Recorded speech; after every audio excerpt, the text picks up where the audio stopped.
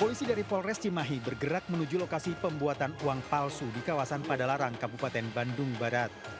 Pelaku tak berkutik saat polisi menyergapnya tengah membuat uang palsu. Pelaku yang berusia 20 tahun merupakan pedagang ketan. Polisi mengamankan barang bukti ratusan uang palsu dengan pecahan 50 dan 100 ribu rupiah, stempel UV, printer, dan spray khusus yang digunakan untuk memberi tekstur mirip uang asli. Pelaku memproduksi uang palsu untuk dijual kembali ke pemesan. Dari 1 juta uang palsu dijual 1.200.000 rupiah hingga pelaku mendapat keuntungan 300.000 rupiah. Terus kalau yang tadi itu jualan yang di siapa aja?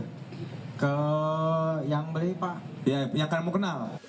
Pelaku sudah beroperasi sekitar 3 bulan dan uang palsu dijual ke pembeli melalui media sosial untuk menambah modal jualan ketan.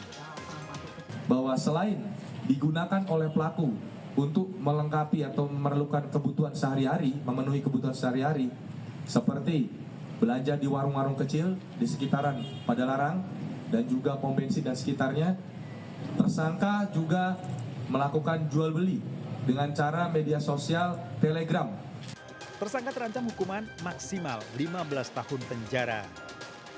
Dari Bandung Barat, Jawa Barat, Yuwono Wahyu, iNews melaporkan.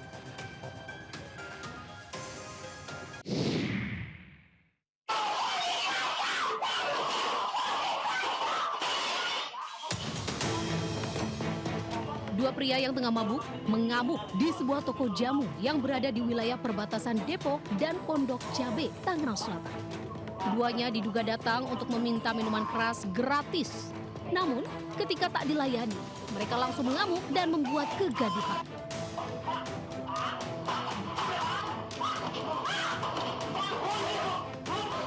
Dalam video terlihat, salah satu pelaku sempat melempar botol kaca ke arah pemilik toko jamu. Warga yang melihat kejadian itu pun langsung mencoba melerai. Awalnya ngomongnya itu kayak minuman apa nih kayak gini gitulah. Cuman penyebab utamanya apa nggak tahu. Tapi memang posisinya lagi mabok dia. Kalau itu sih saya nggak lihat. Namanya orang emosi gitu pasti lagi mabok. Cuma penyebabnya apa nggak tahu. Aksi kedua pria ini menghebohkan warga setempat dan videonya viral di media sosial. Usai kejadian, toko jamu tempat insiden tersebut terpaksa tutup untuk sementara waktu. Dari Depok, Jawa Barat, Yung Rizky melaporkan.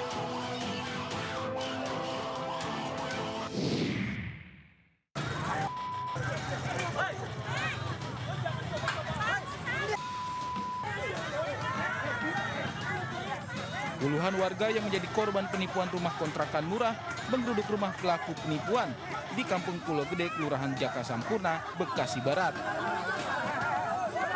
Warga terlibat keributan dengan salah satu keluarga pelaku. Sementara pelaku sendiri yang diketahui bernama Karsi telah melarikan diri.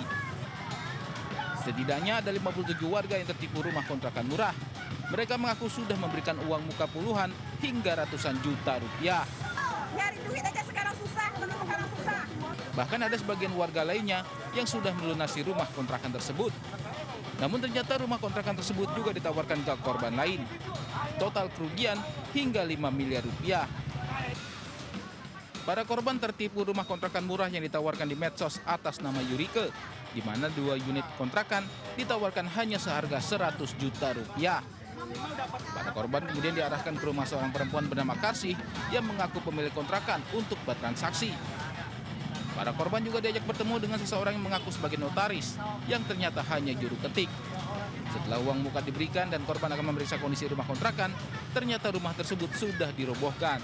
5 larangan lebih, udah mencapai 5 miliar lebih totalnya. Satu orang bisa kena tipu berapa, Pak? Dari 75 ke atas, Pak, rata-rata. Ada yang 350 juta, 270 juta, karena beda-beda ngambil, ada yang 2 pintu, ada yang semuanya sama tanahnya, begitu, Pak. 30 juta. 30 juta. Apa ditipu? Iya. 100 juta. Siapa lagi? Sama Karsi sama Yurike, calonnya tuh. Oh, tipunya dalam bentuk apa, Pak? Tipunya dalam bentuk apa? Berapa? Tipunya dalam bentuk apa? Rumah dijual. Setelah tak ada titik temu dengan keluarga pelaku, para korban melapor kasus penipuan ini ke Mapolres Metro Bekasi Kota. Dari Bekasi, Jawa Barat, Rahmat Hidayat, iNews melaporkan.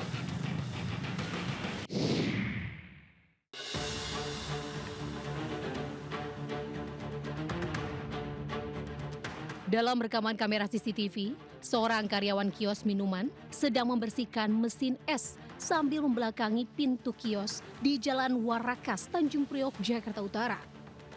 Saat lengah, seorang bocah nekat mendekati meja dan mengambil sebuah ponsel milik korban.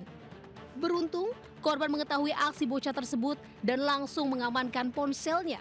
Namun bocah laki-laki tersebut berdalih ingin mengambil sendok es yang berada di meja. Maling-maling kayak gitu? Sering di sini bahkan ada yang udah kehilangan motor. Itu tukang pisang dia kehilangan 2 kali. Antisipasinya bagaimana nih Bu? Ya, Pasang CCTV? pasang CCTV harusnya juga kalau malam harus ada polisi gitu ya yang patroli. Karena di sini rawan gitu. Tapi ngelaporin ke jalan ini ke polisi gak Bu? Enggak sih, soalnya kan HP-nya nggak ada yang diambil. Aksi tersebut tidak dilaporkan ke kepolisian, namun korban memajang poster bocah maling di depan meja kios untuk mengantisipasi agar tidak terjadi kejadian serupa. Dari Jakarta, Sofian Firdaus melaporkan.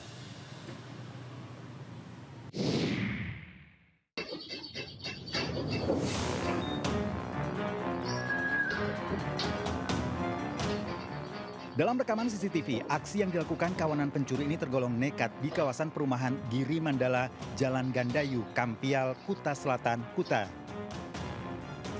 Salah satu pelaku naik pagar rumah yang terkunci sementara temannya menunggu di motor dan tetap ada di jalan. Aksi ini dilakukan pada siang hari. Pencuri beraksi saat pemilik rumah tengah bekerja. Para pelaku mencuri berangkas perhiasan di dalam rumah. Diduga para pelaku tidak menyadari jika aksinya terekam kamera pengawas. Berbekal laporan korban dan petunjuk rekaman kamera pengawas, unit Reskrim Polsek Kuta Selatan dibantu Satreskrim Polresta Denpasar melakukan penyelidikan. Sejumlah perhiasan ada 2 set T-box, satu berwarna silver, satu berwarna hitam. Kalau kondisi rumah itu memang nggak ada penghuni atau bagaimana? Rumah itu ditinggal bekerja oleh pemiliknya sehingga kosong. Polisi saat ini sedang melakukan pengejaran terhadap kedua pelaku yang diduga telah memahami situasi rumah korban. Dari Denpasar, Bali, Indira Ari, iNews melaporkan.